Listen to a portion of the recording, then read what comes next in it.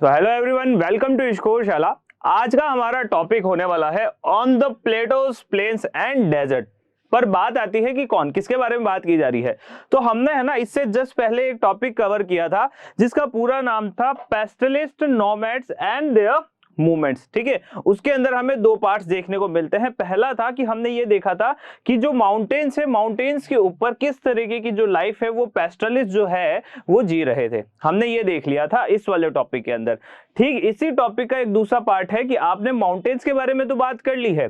अब माउंटेन्स के बाद हम बात करते हैं किसकी, हम बात करते हैं प्लेटोज की, हम बात करते हैं प्लेन्स की, हम बात करते हैं डेजर्ट्स की। समझ में आ रहा है बात। तो बात इतनी सी की है कि पहले हमने माउंटेन के ऊपर ये लाइफ देखी है कि आखिर पेस्टलिस्ट जो है वो अपना जो पूरा लाइफ है वो कैसे सरवाइव कर रहे थे उस साइड में। ठीक उसी तरीके से अब हम ये देखेंगे कि किस तरीके से जो ये पेस्टलिस्ट है, जो ये नोमैड्स है, ये अपनी लाइफ प्लेटोज के ऊपर, प्लेन्स के ऊपर और डेजर्ट्स के ऊपर जो है अपना लाइफ जो है वो जी रहे हैं। ओके, तो सबसे पहले हम शुरुआत करेंगे प्लेटोज से। प्लेटोज महाराष्ट्र साइड वाले रीजन के अंदर चलेंगे, फिर हम प्लेन्स की बात करेंगे जिसमें हम लाइक जो हमारा यूपी, एमपी और राजस्थान वाला जो एरिया चल रहा है वहां की, और इन दी एंड हम डेजर्ट्स की बात करेंगे। जो प्रॉपर राजस्थान के जो डेजर्ट्स है ना, हम वहां की बात वहां पे कर लेंगे। तो चलो शुरुआत करते हैं। तो शुरुआत में ही हम चल रहे हैं कहां पे, महाराष्ट्र में। महाराष्ट्र के अंदर हम क्या देखेंगे, तो महाराष्ट्र के अंदर हम प्लेटोज देखेंगे। ओके, अब जो महाराष्ट्र का जो रीजन है और आप ये देखते हो एमपी वाला, उसके वहां बीच में जो जगह आ रही है ना, वहां पे कुछ प्लेटो रीजन की बातें यहां पे की जा रही है। ओके, तो प्लेटोज की जो शुरुआत हो रही है वो कहां से हो रही है, महाराष्ट्र से हो रही है। ओके, जो हर एक पेस्टलिस्ट है, भले ही वो माउंटेन पे रहने वाला हो, भले ही वो इंडिया के अंदर कहीं पे भी रहने वाला हो, सबकी जो लाइफ होती है सेम नहीं होती है। इनकी लाइफ जो है वो ज्योग्राफी के अकॉर्डिंग चेंज होती रहती है, बदलती रहती है। क्लियर है, आगे बढ़ते हैं। Not all pastoralist operated in the mountains. Mountains के अंदर ही सब ऑपरेट नहीं करते, कुछ जो है वो बाहर भी ऑपरेट करते हैं। ओके, सिंपली हम बात कर रहे हैं महाराष्ट्र के प्लेटो रीजन की। अब प्लेटो रीजन के अंदर जो पेस्टलिस्ट कम्युनिटी रहती है, उस पेस्टलिस्ट कम्युनिटी का नाम है धांगर्स। ओके, क्या नाम है इनका, इनका नाम है धांगर्स। और ये कहां रहते हैं, ये रहते हैं महाराष्ट्र में, और ये क्या है, वहां के पेस्टलिस्ट कम्युनिटी है। ओके, अब ये जो कम्युनिटी है, जैसे कि हमने माउंटेन्स वाले रीजन के अंदर गुज्जर बकरवाल्स की बात करी थी, तो उसमें भी हमने बोला था कि 1900s के आसपास में, 19th सेंचुरी के आसपास में ये लोग जो है ना घूमते फिरते जम्मू के आसपास में पहुंच गए थे। और क्या ढूंढ रहे थे ये लोग, पैस्चर लैंड ढूंढ रहे थे। पैस्चर लैंड क्या होता है, पैस्चर लैंड का मतलब होता है ग्रेजिंग ग्राउंड्स। और ग्रेजिंग ग्राउंड्स किसके लिए यूज होता है, वो यूज होता है एनिमल्स के लिए। जैसे कि जो वो कैटल्स होते थे, जो शिप्स होते थे, उनके पास जो गोट्स होते थे, उनके लाइक ग्रेजिंग के लिए वो लैंड की तलाश में इधर उधर जाते रहते हैं। ठीक इसी तरीके से यही सीन हमें प्लेटोज में भी देखने को मिलता है। 20th सेंचुरी के अंदर धांगर कम्युनिटी के कितने बंदे थे, तो ये लगभग 4,67,000 पर्सन को नोट किया गया था कि ये सारे लोग जो है ढांगर्स के अंदर आते हैं। ये पूरी जो कम्युनिटी है ना, उसकी टोटल पॉपुलेशन यहाँ पे हमें देखने को मिलती है। कब की है, तो ये अर्ली 20th सेंचुरी की। और आज कौन सी चल रही है, 21st सेंचुरी चल रही है। तो आप समझ सकते हैं कि बहुत सारे चेंजेस आपको देखने पड़ गए होंगे। अब बात आती है कि आखिर ये जो ढांगर कम्युनिटी होती है, ढांगर कम्युनिटीज के अंदर जो बंदे हैं वो क्या क्या काम करते हैं, पहले हम वहां के लोगों को जानते हैं। तो देखो, जो हमारी ढांगर कम्युनिटी के बंदे होते हैं, तो मोस्ट प्रोबेबली वो उनके पास क्या वियर कर रहे होंगे, वो अपने पास शेपर्ड्स, लाइक आप ये कह सकते हो शिप्स हो गए, ठीक है, साथ ही गोट्स हो गए, कैटल हो गया, मतलब उनके पास एनिमल होना चाहिए, लाइफ स्टॉक होना ही चाहिए, तभी तो हम उसे पेस्टलिस्ट सोसाइटी में पढ़ रहे हैं। तो ऐसे में उनमें से कुछ लोगों के पास जो है क्या होते थे, शिप्स वगैरह होते थे, इसलिए इन्हें शेपर्ड्स कहा जाता था।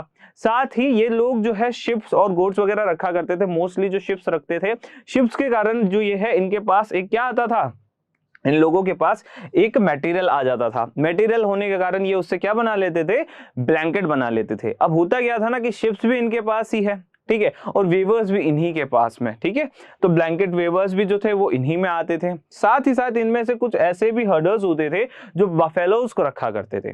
क्लियर है, तो ये तीन चीजें, ये तीन काम हमने देख लिए हैं कि कुछ जो है वो शेपर्ड्स हुआ करते थे, कुछ जो है ब्लैंकेट वेवर हुआ करते थे, कुछ जो है वो बफेलो हर्डर्स हुआ करते थे। अब देखो इनकी कहानी में अब ट्विस्ट आने वाले हैं। ट्विस्ट क्या आने वाले हैं, माउंटेन में हम क्या देख रहे थे, माउंटेन के अंदर हम देखते हैं कि माउंटेन का जो पीक रीजन होता है वहां पे स्नो हो जाती है, तो वो उसके कारण नीचे चले जाते थे लो हिल्स के तरफ। ठीक इसी तरीके की जो लाइक आप ये कह सकते हो, ठीक यही चीज हमें यहाँ पे भी देखने को मिलती है, बट इनकी प्रॉब्लम दूसरी है। अब ये देखो, आप खुद सोचो कि इंडिया के अंदर जो आपको स्नोफॉल वगैरह देखने को मिलता है ना, वो सिर्फ ऊपर के रीजन में देखने को मिलता है। ठीक है, मतलब हम ये बात करते हैं कि अगर ये इंडिया है, तो इंडिया का ये जो रीजन है ना, लेट्स से अगर ये एक इंडिया है तो इंडिया का ये जो मोस्टली रीजन है ना, यहाँ वाला, यहीं पे ही आपको स्नो देखने को मिलेगी। उसके बाद आपको यहाँ इस इंडिया के अंदर कहीं पे भी स्नो देखने को नहीं मिलेगी। तो ऐसे में आप ये कह सकते हो, तो उनकी प्रॉब्लम स्नो तो होने वाली नहीं थी, बट कुछ तो प्रॉब्लम होगी ना, तभी तो वो एक जगह से दूसरी जगह जा रहे थे। तो ऐसे में हमें देखने को मिलता है कि जो प्लेटो रीजन होते हैं, तो प्लेटो रीजन में इन लोगों की सबसे बड़ी प्रॉब्लम जो थी वो थी क्या, वो थी मॉनसून। ओके, अब एक बात सोचो, ये जो है शिप्स रखते थे। ओके, अब शिप्स के ऊपर जो है उन्हें वो व्हील वगैरह देखने को मिलती थी। ओके, अब इसके कारण क्या होता था कि जो शिप्स होती थी, अगर उन्हें मॉनसून का सामना करना पड़ेगा तो उनका जो वो मटेरियल है जिससे वो ब्लैंकेट बनाने वाले हैं, वो खराब हो जाया करता था। तो ऐसे में वो लोग क्या करते थे, मॉनसून के टाइम जैसे ही मॉनसून आता था तो अपने शिप्स को बचाने के लिए वो क्या करते थे, जो सेंट्रल प्लेटो एरिया है ना महाराष्ट्र का, वो वहां पर चले जाया करते थे, या फिर आप ये कह सकते हो कि वो वहां पर रहना शुरू कर देते थे। ओके, अब वो रहते तो बेसिकली वहीं पे थे। ओके, वो रहते तो सेंट्रल प्लेटो ऑफ महाराष्ट्र के साइड में ही थे। अब अगर हम बात करें इस सेंट्रल प्लेटो ऑफ महाराष्ट्र में क्यों रहते थे, तो देखो सिंपल सी चीज है कि मॉनसून आ रहा है। ठीक है, अब मॉनसून आ रहा है तो उन्हें एक कुछ ऐसी जगहों के ऊपर जाना पड़ेगा ना जहां पे वो अपने शिप्स को बचा सकें, क्योंकि उनके शिप्स अगर है ना सीधे डायरेक्टली मॉनसून के कांटेक्ट में आ गए तो उनकी शिप्स का जो वो क्वालिटी है मटेरियल का, वो खराब हो जाएगा। ओके, तो उसे बचाने के लिए वो लोग क्या करते थे, एक सेंट्रल प्लेटो महाराष्ट्र रीजन में जाते थे। अब ये जो रीजन हुआ करता था, ये क्या होता था, ये बहुत ही ज्यादा एरिड रीजन हुआ करता था, या आप ये कह दो कि लाइक सेमी एरिड रीजन हुआ करता था। यहाँ पे रेनफॉल कम हुआ करती थी, यहाँ के ऊपर जो सॉइल थी ना वो बहुत ही ज्यादा पुअर थी। ओके, अब बात आती है कि चलो ठीक है, ये तो हम समझ गए, हमने ये देखा कि हाँ भाई साहब, वहां के जो लोग हैं उन लोगों के पास शिप्स हुआ करती थी, तो उनको कुछ ऐसी जगहों की तलाश रहती थी जहां पर जाकर वो लोग क्या कर सकते हैं, जहां पर जाकर वो लोग अपने ही लाइक अपनी शिप्स को बचा सकते हैं। तो ऐसे में सेंट्रल प्लेटो रीजन में जा रहे हैं।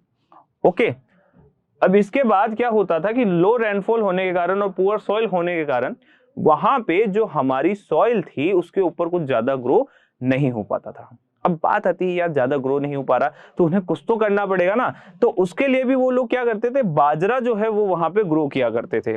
ओके, और बाजरे के साथ साथ कुछ जो है थ्रोनी जो स्क्रब्स होते थे, छोटे पेड़ पौधे होते थे, वो भी वहां पे ग्रो हो जाया करते थे। तो हमने क्या देखा कि वहां के लोगों के पास सबसे बड़ी दिक्कत क्या थी कि वहां पे जो उनकी लैंड है, उस लैंड की जो सॉइल है वो अच्छी नहीं है, और जो सॉइल अच्छी नहीं है और सॉइल अच्छी नहीं होने के कारण अब लोग क्या करते हैं, वो लोग क्या करते हैं, कुछ ऐसी क्रॉप्स को ग्रो करते हैं जो कम रेनफॉल और पुअर सॉइल के अंदर ग्रो हो सकती है। ओके, आगे बढ़ते हैं। तो चलो ये तो हमने देख लिया, अब हम इनका मूवमेंट देखते हैं।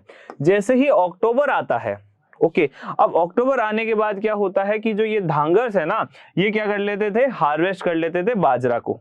ठीक है, अब बाजरा जो है वो हार्वेस्ट हो चुका है, बट इसी के साथ प्रॉब्लम ये भी तो आती है कि यहाँ पे जो एरिया है जहाँ पे ये रह रहे थे, जहाँ पे जो लैंड है वो और भी ज्यादा ड्राई हो जाया करता था। मतलब जब तक थोड़ा बहुत मानसून था तब तक कहानी चल रही थी, बट बिल्कुल ही मानसून खत्म हो जाएगा तो वहां पे उस सॉइल को और भी ज्यादा एरिडिटी मिल जाएगी, बहुत ज्यादा एरिड हो जाएगा। अब ऐसे में उसके इसी कारण से वो लोग क्या करते थे, अक्टूबर जैसे ही आता, मतलब सर्दियां जैसे ही शुरू होने वाली होती थी, जैसे ही मानसून खत्म होने वाला होता था, तो वो लोग क्या करते थे, वो लोग अपना जो बाजरा है उसे हार्वेस्ट कर लिया करते थे और वेस्ट की साइड में मूव होना शुरू हो जाया करते थे।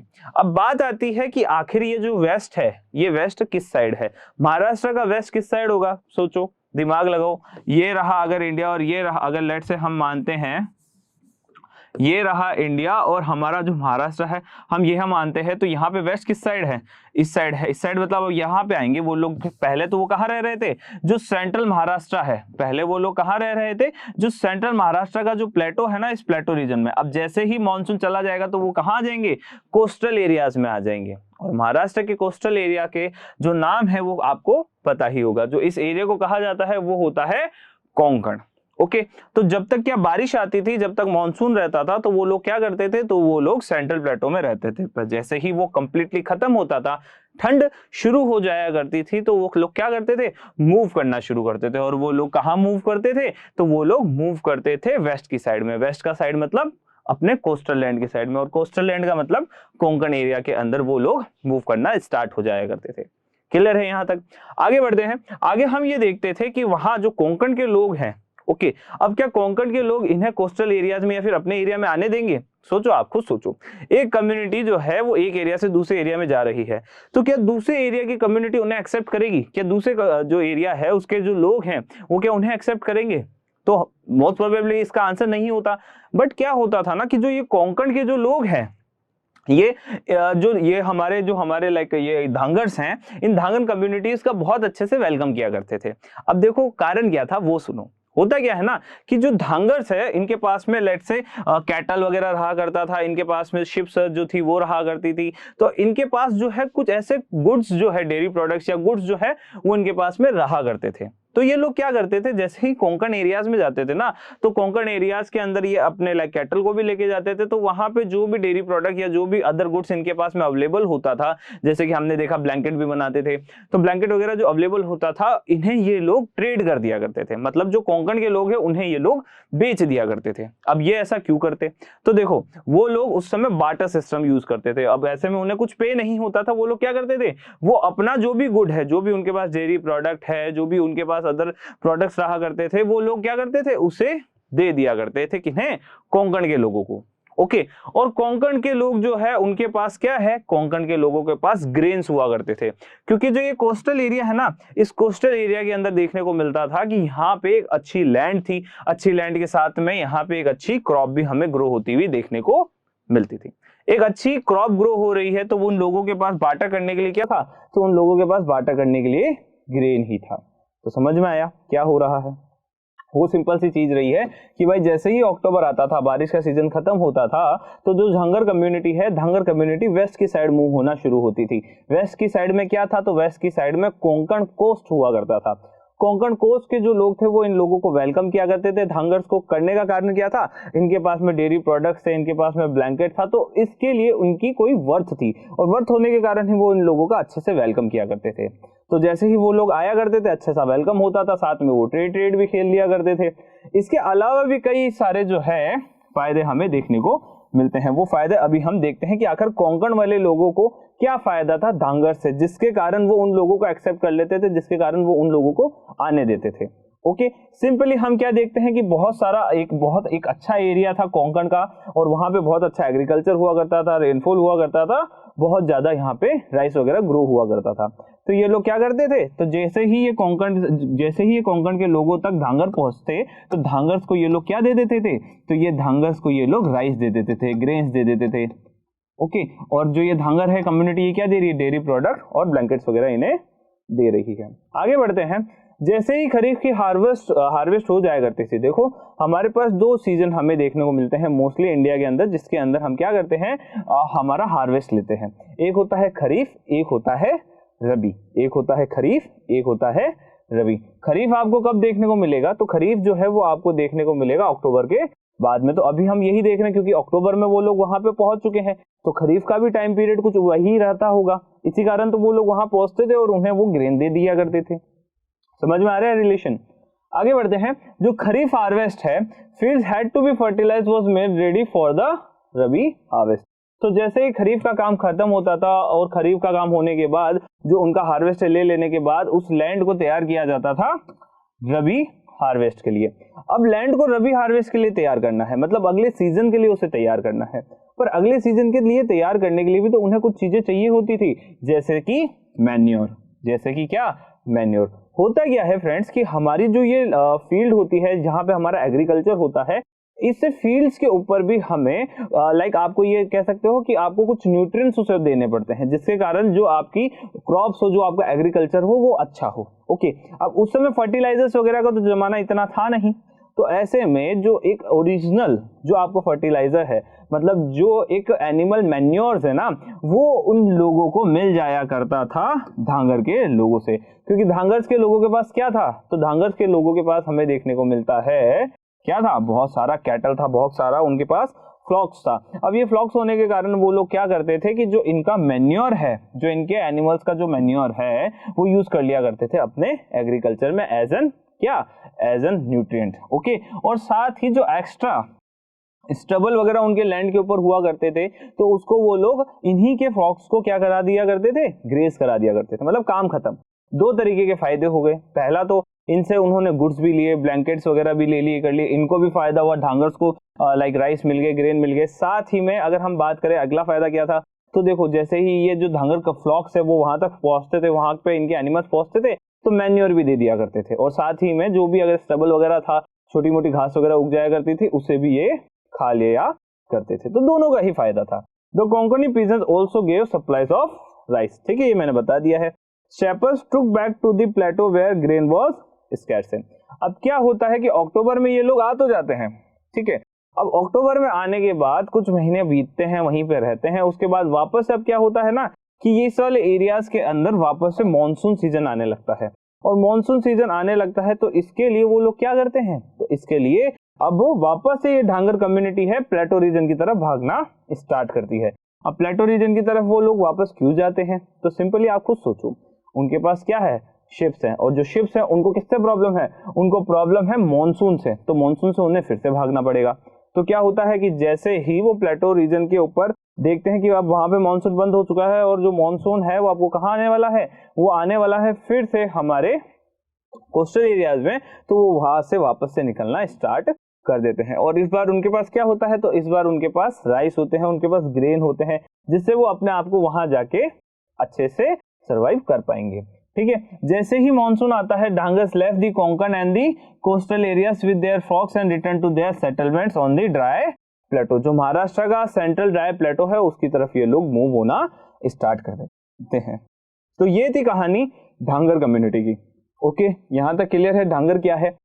अब हम बात करते हैं, ढांगर का सीधा सा सिस्टम था, एक जगह से दूसरी जगह जा रहे हैं, जो महाराष्ट्र का सेंट्रल प्लेटो है उससे कोंकण कोस्ट जाते हैं।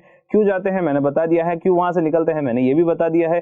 क्या वो लोग गुड्स उनके पास हुआ करते थे जिसका वो ट्रेड करते थे, वो भी अपन ने जान लिया है। अब आगे बढ़ते हैं और हम बात करते हैं कर्नाटका और आंध्र प्रदेश की कम्युनिटी की, क्योंकि हमने एक कम्युनिटी पढ़ी, अब हम दूसरी कम्युनिटी पढ़ते हैं। ओके, अब यहाँ पे हम क्या देखते हैं कि यहाँ पे कर्नाटका और आंध्र प्रदेश का जो रीजन है वो भी प्लेटो जैसा ही था, पर ये जो प्लेटो है, इस प्लेटो की रीजन की खासियत ये थी कि यहाँ पे स्टोन भी है और ग्रास भी है। मतलब ये जो प्लेटो रीजन है कर्नाटका का और आंध्र प्रदेश का, वो घिर रखा है ग्रास और स्टोन से। और इंपॉर्टेंट क्या है, ग्रास, और ग्रास यहाँ पे अवेलेबल है। ओके, और ग्रास है तो यहाँ पे क्या होंगे, तो यहाँ पे वो लोग भी होंगे जो कि रहते होंगे अपने कैटल के साथ, गोट के साथ, शिप के साथ, और इनके पास क्या होते हैं, हर्डर्स होते हैं। मतलब क्या है ना, एक दो कैटल की बात नहीं हो रही, एक दो शिप्स की बात नहीं हो रही, इनके पास झुंड के झुंड हुआ करते थे। ओके, तो सिंपली हम बात कर रहे हैं कर्नाटका और आंध्र प्रदेश के पैस्टलिस्ट कम्युनिटी की। ओके, तो उनके लिए पहला तो कारण मिल गया है कि भाई स्टोन है पर ग्रास भी है। ओके, साथ में हमें ये पता पड़ा कि अगर वो वहां पे रहते हैं तो उन लोगों के पास ये एनिमल्स भी हमें देखने को मिलते होंगे। इस कम्युनिटी का नाम था गोलास। ओके, अब ये जो गोलास हुआ करते थे, ये किसको हर्डर किया करते थे, तो ये कैटल हर्डर हुआ करते थे। मतलब बहुत सारा कैटल इनके पास हुआ करता था, एक दो कैटल की बात नहीं हो रही, अगेन बता रहा हूँ। ओके, तो सिंपली जो गोलास है उनके पास जो है हर्डर हुआ करते थे, कैटल हुआ करता था अच्छा खासा। इसके अलावा एक कम्युनिटी और थी जिनका नाम था दी कुरुमास एंड दी कुरुबास। ओके, नाम अच्छे से पढ़ना, कुरुमास और ये है कुरुबास। ओके, तो ये भी एक कम्युनिटी थी जो भी क्या करती थी, पेस्टलिस्ट के जैसे घूमती रहती थी इधर उधर, और साथ ही साथ हर्डर भी रखती थी। मतलब क्या है, बहुत सारा झुंड भी अपने पास रखती थी, कैटल्स का, शिप्स का, गोड्स का। अब वो हम देखते हैं, ठीक है ना। अब जो हम बात कर रहे हैं कुरुमास और कुरुबास की, उनके पास बहुत सारी शिप्स हुआ करती थी, बहुत सारी गोड्स हुआ करती थी। अब इनके पास शिप्स है और गोड्स हैं। ओके, तो अगर शिप है और गोट है तो उससे वो क्या निकाल लेती थी, तो उससे वो वूल निकाल लिया करती थी, और उससे वो क्या बना देते थे, वूलन ब्लैंकेट्स जो है वो बना दिया करते थे। सिंपल सा लॉजिक है, कोई दिक्कत वाली बात नहीं है कि कुरुमास और कुरुबास थे, इनके पास सिर्फ और सिर्फ एक चीज थी, और वो क्या थे, शिप्स और गोट्स, और उनसे क्या निकलता था, वूल, और वूल से वो क्या बनाते थे, वूलन ब्लैंकेट्स बनाते थे। क्लियर है। आगे बढ़ते हैं, अब इनके एरियाज की बात करते हैं कि जो ये कुरुबास है आंध्र प्रदेश के अंदर, ये कुरुबास, कुरुमास और ये गोलास वगैरह ये किस एरियाज में रहा करते थे, ठीक है। तो ये है ना जंगलों के पास रहा करते थे, वुड्स के पास रहा करते थे, वहीं पे ही ये लोग क्या करते थे, स्मॉल पैच ऑफ लैंड लेते थे, मतलब एक लैंड लेते थे, वहां पे अच्छे से क्रॉप्स को जो है ये लोग ग्रो कर लिया करते थे। जैसे उसकी फर्टिलिटी खत्म होती थी, एक दूसरे लैंड की तरफ ये लोग बढ़ जाया करते थे और वहां पे जो है फिर से एग्रीकल्चर किया करते थे। फिर जैसे ही इसका काम भी खत्म होता था तो अगली तरफ बढ़ते थे, जैसे ही इसका काम खत्म होता था तो फिर ये अगली तरफ बढ़ते थे। तो ऐसे करते करते ये क्या है, पैचेस ऑफ लैंड के अंदर कल्टीवेशन किया करते थे। क्लियर है। आगे बात करते हैं कि ये बहुत सारे स्मॉल पैचेस के अंदर, स्मॉल छोटे छोटे से जो पैचेस है उनमें अपना ये कल्टीवेशन किया करते थे। बहुत सारी और भी अलग ट्रेड्स के अंदर ये लोग पार्टिसिपेट करते थे। इनके पास क्या थे, शिप्स थे। शिप्स के कारण क्या था, वूवन ब्लैंकेट था। वूवन ब्लैंकेट के साथ इनके पास डेयरी प्रोडक्ट्स भी हुआ करते थे। तो इसके कारण ये क्या करते थे, छोटी मोटी जो ट्रेड्स हैं उसके अंदर भी इन्वॉल्व हो जाया करते थे। ओके, बट इनकी जो लाइफ थी ना वो थोड़ी अलग थी। अलग होने का कारण क्या देखा अभी तक हमने, कि हम जहाँ पे माउंटेन वाले लोगों की प्रॉब्लम देख रहे हैं स्नो, तो यहाँ पे हमारी जो सेंट्रल इंडिया की बात करें या सेंट्रल इंडिया से नीचे की बात करें तो यहाँ के लोगों की सबसे बड़ी प्रॉब्लम है मॉनसून। यहाँ पे मॉनसून और ड्राई सीजन सबसे बड़ी प्रॉब्लम है। यहाँ पे लोगों के पास पानी नहीं है, यहाँ के लोगों के पास ग्रो करने के लिए कोई ऐसा एग्रीकल्चर नहीं है जो ये लोग कर सकें। ओके, तो सिंपली ये फूड के और अपने मॉनसून के लिए, या फिर आप ये कह सकते हो वाटर के कारण, मॉनसून के कारण, पानी के कारण ये एक जगह से दूसरी जगह पे जाया करते थे। ओके, तो हमने प्लेटो वाला रीजन जो है वो देख लिया है। अब हम प्लेन्स की बारी करेंगे। पहले मैंने क्या बोला था आपको, मैं प्लेटो बताऊंगा। प्लेटोज कंप्लीट हो चुके हैं, प्लेटोज में 3-4 कम्युनिटी देख ली है। उसके बाद अब हम किसकी बात कर रहे हैं, हम प्लेन्स की बात कर रहे हैं। और इस प्लेन्स के साथ बात करते करते हम सिंपली डेजर्ट की बात करेंगे और खत्म कर देंगे इस टॉपिक को, ज्यादा लंबा नहीं लेके जाएंगे, ठीक है। तो प्लेन्स की अगर मैं बात करता हूं तो प्लेन का जो एरिया है वो है उत्तर प्रदेश, पंजाब, राजस्थान, मध्य प्रदेश और महाराष्ट्र। सबसे पहली चीज आपको एरिया पता होनी चाहिए ना कि हम प्लेन का जो एरिया है वो किसे बोल रहे हैं। तो यहाँ पे हम स्ट्रेटेजिकली जो प्लेन्स का एरिया है वो बोलते हैं उत्तर प्रदेश को, पंजाब को, राजस्थान को, मध्य प्रदेश को एंड महाराष्ट्र रीजन को। तो ये सारे के सारे जो एरियाज हैं इन्हें हम क्या कहते हैं, तो इन्हें हम प्लेन्स कहते हैं। ओके, अब प्लेन्स तो कहते हैं, पर अब इन प्लेन्स के अंदर रहने वाली कम्युनिटी का क्या नाम है, कौन सी कम्युनिटी है पेस्टलिस्ट की जो कि इस प्लेन के अंदर हमें देखने को मिलती है, तो वो होते हैं बंजारास। अब बंजारास का नाम आपने बहुत बार सुना होगा और अगर आप नॉर्थ इंडिया के हैं तो आप बंजारास को एक्चुअली में जानते होंगे, ठीक है ना। कई सारे फोक कल्चर्स वगैरह जो है वो बंजारास के नाम है, कई सारे रिकॉर्ड्स जो हैं वो बंजारास के नाम पे है। तो ऐसी कोई ऐसी चीज नहीं है कि बंजारास को कोई नहीं जानता। अगर आप नॉर्थ इंडिया का पार्ट हो तो आप जरूर जरूर जरूर बंजारास को जानते होंगे, या फिर आपके पेरेंट्स से आप पूछेगा कि आखिर क्या होते हैं बंजारास, कौन होते हैं बंजारास, क्या बंजारास ने अपना कभी कोई नाम करके दिखाया है। फ्रेंड्स, मैं बता रहा हूं कि हमारे इंडिया के अंदर जो ये लोकल कम्युनिटी होती है बहुत पावरफुल होती है। इनके आप सोच नहीं सकते इतने इनके डांसेस होते हैं, इतने टाइप के इनके पास म्यूजिक्स होते हैं, इतना टाइप ऑफ इनके पास कल्चर होता है। और इस कल्चर को बेस बना के ही ये लोग आगे बढ़ते हैं, क्योंकि ये जानते हैं कि कल्चर इंपॉर्टेंट है एक कंट्री के लिए। ओके, सिंपली बात की जा रही है बंजारास की, तो बंजारास के लिए आप समझ चुके हो ग्रुप ऑफ ग्रेजियर्स होते हैं, मतलब एनिमल्स होते होंगे, पेस्टलिस्ट तभी समय कह रहे हैं, ठीक है। और इसके बाद इनके पास क्या होती है, इनके पास एक लैंड होता है, उस लैंड पे ये लोग घूमते रहते हैं। अब एक बात बताओ, ये लैंड पे क्यों घूम रहे हैं, या फिर ये एक जगह से दूसरी जगह क्यों जा रहे हैं, कोई कारण भी तो होगा। ऐसा तो है नहीं कि बस मजा आता है शौक के कारण घूम रहे हैं, ऐसा कुछ भी नहीं था। उनको जाना पड़ता था for such of good pasture land and their cattle. मतलब क्या है, सिंपली उन लोगों को एक अच्छा पैस्चर लैंड चाहिए था। पैस्चर लैंड मतलब ऐसा ग्रेजिंग ग्राउंड चाहिए था जहां पे वो अपने कैटल को अच्छे से खाना खिला सके, अच्छे से उन्हें ग्रेज करा सके। सिंपल सी चीज है। आगे बात करते हैं। अब ऐसे पैस्चर लैंड की तलाश में, in search of good pasture land, they moved over long distances. Okay, बहुत लंबे लंबे डिस्टेंसेस इनको देख के जाने पड़ते थे, ठीक है ना। अब होता क्या था, देखो पैस्चर लैंड जो है, पैस्चर लैंड मतलब एक अच्छा ग्रेजिंग ग्राउंड है, और यहाँ पे प्रॉब्लम है मॉनसून की। अगर मॉनसून अच्छा नहीं होगा तो ग्रेजिंग ग्राउंड अच्छे तैयार नहीं होंगे, और वो तैयार नहीं होंगे तो इनके हर्डर्स भूखे मर जाएंगे। तो ऐसे में ये लोग क्या करते थे ना, हमेशा सर्च में रहते थे कि अच्छे ग्रेजिंग ग्राउंड कहाँ पे है, वहां चलते हैं, वहां चल के हम क्या करेंगे, वहां चल के हम अपने जो भी एनिमल्स है उनको ग्रेज करवा देंगे। तो इसके लिए इन्होंने बहुत लॉन्ग डिस्टेंसेस जो है वो पार किए होंगे। साथ ही में इनके पास जो है कैटल रहते थे, तो कैटल से रिलेटेड इनके पास में कुछ प्रोडक्ट्स भी रहते थे, तो ये प्रोडक्ट्स को भी क्या करते थे, सेल करते थे। किसे करते थे, ये इन्हें सेल किया करते थे विलेजर्स को। ओके और उस समय ये लोग बार्टर सिस्टम यूज करते थे, मतलब आप हमें कुछ दो हम आपको कुछ देंगे, वो वाला सिस्टम है। ओके हम आप हमें कोई गुड दो हम भी आपको एक गुड दे देंगे उसके रिप्लेसमेंट में, ऐसा सिस्टम चलता था क्योंकि इस समय पे करेंसीज वगैरह इतना नहीं चला करती थी। 1900 की बात हो रही है फ्रेंड्स, तो आप समझ सकते हो उस समय लोकल कम्युनिटी के पास इतनी सारी चीजें नहीं थी। ओके तो सिंपली जो बंजारास है वो क्या करते थे, वो अपने पास जो भी प्रोडक्ट्स हुआ करते थे उनको सेल करते थे विलेजर्स को, और विलेजर्स जो होते थे विलेजर्स उन्हें क्या दे देते थे उनको दे देते थे ग्रेन या फॉडर। ओके एक अच्छा ग्रेन या फॉडर उन लोगों को दे दिया करते थे। बस ये एक ही कम्युनिटी थी जो हमें प्लेन्स में देखने को मिलती है मोस्टली।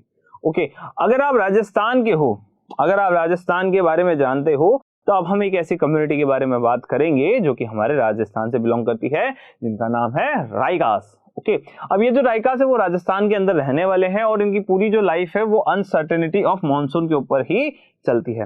होता क्या है भाई, देखो राजस्थान की सबसे बड़ी प्रॉब्लम है मॉनसून, जो कि यहाँ पे नहीं होता। ओके क्यों नहीं होता, तो देखो हमारा जो लैंड है वो कुछ है ही ऐसा, कुछ बना हुआ ही इस तरीके से है कि यहाँ पे कभी भी हमें ज्यादा जो है मॉनसून देखने को नहीं मिलता है, और इवन जो मॉनसून है उसकी अनसर्टेनिटी रहती है। तो सबसे ज्यादा प्रॉब्लम जो है वो इन पेस्टलिस्ट कम्युनिटी को होती है, क्योंकि इनके पास क्या होते हैं, कैटल्स होते हैं, शिप्स होते हैं, इनके पास गोट्स होते हैं, इनके पास एनिमल होता है, ठीक है, जिनको ग्रेजिंग ग्राउंड चाहिए।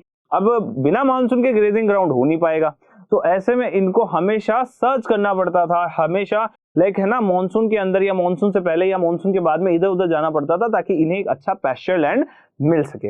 हम क्या देखते हैं कि हर साल जो है मॉनसून अलग अलग हुआ करता था, और अलग अलग होने के कारण इन लोगों को अलग अलग लैंड के ऊपर जाना पड़ता था ताकि ये उस लैंड के ऊपर जाके कल्टीवेशन कर सके और साथ ही साथ ये अपने एनिमल्स को भी ग्रेज करवा सके।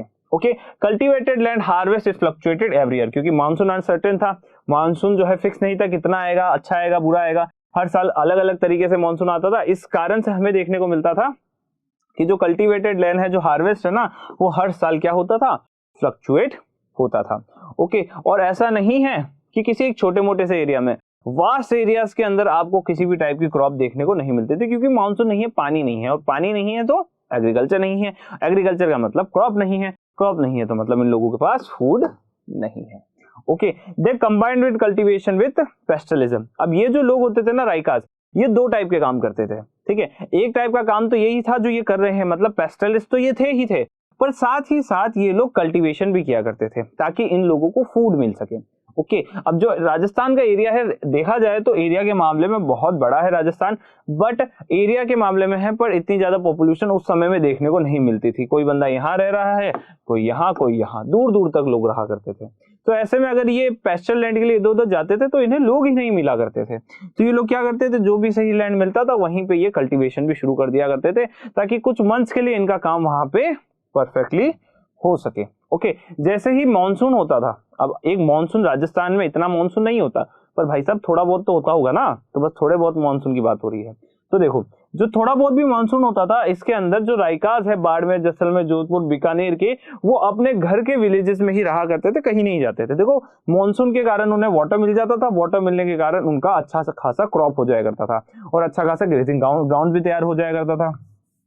तो जब दोनों ही चीजें हो जाया करती थी तो वो लोग किस लिए बाहर जाते हैं, ठीक है। तो मानसून में तो ठीक था, पर जैसे ही अक्टूबर शुरू होता है, और अक्टूबर शुरू होता है मतलब क्या है, मानसून खत्म होगा और अब जो है हमारा विंटर शुरू हो जाएगा, और विंटर शुरू होने के बाद में इन्हें पेस्चर लैंड ज्यादा देखने को नहीं मिलेंगे। मानसून नहीं होने के कारण इन लोगों को ज्यादा क्रॉप्स भी नहीं देखने को पड़ेगी। तो अब इसका मतलब क्या है, तो अब इन्हें एरिया को चेंज करना पड़ेगा, क्योंकि जो एरिया है वो क्या हो जाएगा, बहुत ज्यादा ड्राई हो जाएगा। तो अब लोग क्या करते हैं, तो ये जो राइकास है ना, ये अपना मूवमेंट स्टार्ट करते हैं अक्टूबर के अंदर। अक्टूबर के अंदर ये लोग जो है एक अच्छे पास्चर लैंड के लिए, एक अच्छी ग्रेजिंग ग्राउंड के लिए और एक अच्छे वाटर के लिए एक जगह से दूसरी जगह जाना शुरू करते हैं। ओके अब ये जो है ओवरऑल जो है हमने राइकास के बारे में भी देख ही लिया है। एक और टाइप होता है राइकास का ही, जिन्हें हम कहते हैं मरु राइकास। मरु का मतलब होता है, मरु जो वर्ड है मरु राइकास, इसमें जो ये मरु है, मरु का मतलब होता है राजस्थान, सॉरी इसका मतलब होता है डेजर्ट। ओके जो हमारे राजस्थान के धोरे हैं, ओके इन राजस्थान के धोरों को वैसे इंग्लिश में बोला जाता है डेजर्ट। ओके हिंदी में नहीं बोला जाता है मरु। राजस्थान का एक दूसरा नाम जो है मरु प्रदेश भी है। मरु प्रदेश होने का नाम, ये इसका नाम इसलिए है क्योंकि आप देख सकते हैं कि जो मरु है, मरु का मतलब होता है मृत भूमि, जहां पे आपको एक ऐसी भूमि मिल रही है जहां पे कुछ भी ग्रो नहीं होता है। तो ऐसे में मरुभूमि को हम क्या कहते हैं, राजस्थान कहते हैं, या फिर उसे हम मरुभूमि के नाम से या फिर डेजर्ट भी कह सकते हैं। तो ऐसे में जो ऐसे एरियाज में रहते हैं, जो डेजर्टेड एरिया में रहते हैं, उन्हें मरु राइकास भी कहते हैं। इनके पास जो है कैमल्स भी होते हैं और कुछ इनके पास शिप्स और गोट्स भी हमें देखने को मिलते हैं। कैमल्स वगैरह देखते हो कभी, जैसलमेर वगैरह की राइड्स वगैरह देखी होगी तो उसमें कैमल्स वगैरह देखने को मिलते हैं। तो ये राइका कम्युनिटी ही है जो उसका ध्यान रखती है। ओके, बहुत सारी चीजें अभी तक में बदल चुकी है। ओके, ये वो कहानी थी जब हम देख रहे थे कि उनका लाइफ जो है 19th सेंचुरी के आसपास में कैसा चल रहा था। अभी थोड़े टाइम बाद आप कॉलोनियलिज्म का इफेक्ट देख लोगे, फिर उसके बाद आप देखोगे कि मॉडर्न सोसाइटी में आज उनके साथ क्या हो रहा है। बहुत सारे चेंजेस है फ्रेंड्स, बहुत सारी चीजें अब खत्म हो चुकी है। ओके, अब हम एक लाइफ ऑफ, अगर पेस्टल ग्रुप की लाइफ की बात करें, ओवरऑल जो करें, वो इन 4 पॉइंट्स के अंदर या फिर इन 5 पॉइंट्स के अंदर आपको देखने को मिलती है। पहला क्या है कि इनके पास जो है, अगर आप बात करें कि एक पेस्टल कम्युनिटी है, तो पेस्टल कम्युनिटी के पास सबसे इंपॉर्टेंट क्या होते हैं, हर्ड्स होते हैं। ठीक है, अब हर्ड्स जो है वो हम देख सकते हैं, कैटल हो सकता है, शिप हो सकता है, इनके पास कोई भी टाइप का गोट वगैरह भी हो सकते हैं। अब साथ ही साथ में आपको ये भी समझना पड़ेगा कि ये एक एरिया में नहीं रहा करते थे, ये एरियाज को चेंज करते रहते थे। किनकी सर्च में, पास्चर लैंड की सर्च के अंदर। तो ऐसे में हमें क्या समझ में आता है, एक पास्चर लैंड के लिए अपने हर्ड्स को लेके एक जगह से दूसरी जगह जाया करते थे। ओके, दूसरा क्या है, ऐसी उन्हें जरूरत क्या पड़ती थी कि वो एक जगह से दूसरी जगह जाए, तो भाई साहब पास्चर लैंड मिल जाए और वहां पे उन्हें क्या मिल जाए, वाटर मिल जाए। ये दोनों चीजें अगर वहां पे मिल जाती थी तो उनका काम हो जाया करता था। ओके, तो सिंपल सा कॉन्सेप्ट है कि भाई वो लोग क्या करते थे, पेस्टल सोसाइटी जो है वो एक जगह पे ज्यादा दिन नहीं रुका करती थी। क्यों नहीं रुका करते थे, क्योंकि उन्हें वाटर और पेस्टल लैंड की रिक्वायरमेंट रहती थी। साथ ही साथ उन्हें है ना, ये जो वेरिएशन देखने को मिलता था ये बहुत ही ज्यादा सीजनेबल हुआ करता था, मतलब इस सीजन में कुछ और, अगले सीजन कुछ और। आगे बात कर सकते हैं कि इनके जो रिलेशंस हैं वो बहुत अच्छे रहते थे फार्मर्स के साथ में, क्योंकि देखो अगर वो एक जगह से दूसरी जगह जा रहे हैं तो उस केस में कई बार उन लोगों के पास कल्टीवेशन के लिए समय नहीं हुआ करता था। अब कल्टीवेशन के लिए समय नहीं होता था तो कल्टीवेशन के लिए भी कुछ बंदे चाहिए थे। तो कल्टीवेशन के लिए जो बंदे यूज होते थे या जो बंदे कल्टीवेशन किया करते थे उन्हें हम फार्मर्स के नाम से जानते हैं। साथ ही साथ अगर हम बात करें कि ओवरऑल ये लोग क्या क्या काम करते थे, तो ओवरऑल हम देखते हैं कि ये कल्टीवेशन करते थे, ये ट्रेड करते थे और ये हर्डिंग करते थे। कल्टीवेशन का मतलब कभी कभी हमने देखा ना, बाजरा वगैरह भी ग्रो कर लिया करते थे। साथ ही में ट्रेड का मतलब हमने देखा कि जो भी इनके पास वुमन जो ब्लैंकेट्स हुआ करते थे, साथ ही इनके पास डेयरी प्रोडक्ट्स वगैरह हुआ करते थे, उनको ये लोग सेल किया करते थे। और साथ ही ये लोग क्या करते थे, जो भी एनिमल्स है, कैटल है, गोट है, शिप है, उन्हें क्या करते थे, हर्ड करते थे, झुंड के झुंड में ये लोग रखा करते थे। तो फ्रेंड्स आज के इस टॉपिक के अंदर इतना ही, और यहाँ पे आके हमारा पेस्टल नोमैड्स वाला जो वो मेन टॉपिक था वो यहाँ पे आके कंप्लीट हो जाता है। 2 ही पार्ट है, on the mountains and on the plateaus, plains and desert, और यहाँ पे आके वो कंप्लीट हो जाता है। फ्रेंड्स अगर वीडियो अच्छा लगे तो लाइक करना, वीडियो बहुत अच्छा लगे तो स्कोर अच्छा लगे यूट्यूब चैनल को सब्सक्राइब कर लेना, और अगर कोई भी डाउट रहता है तो आप कमेंट सेक्शन में हमसे पूछ सकते हैं। Thank you.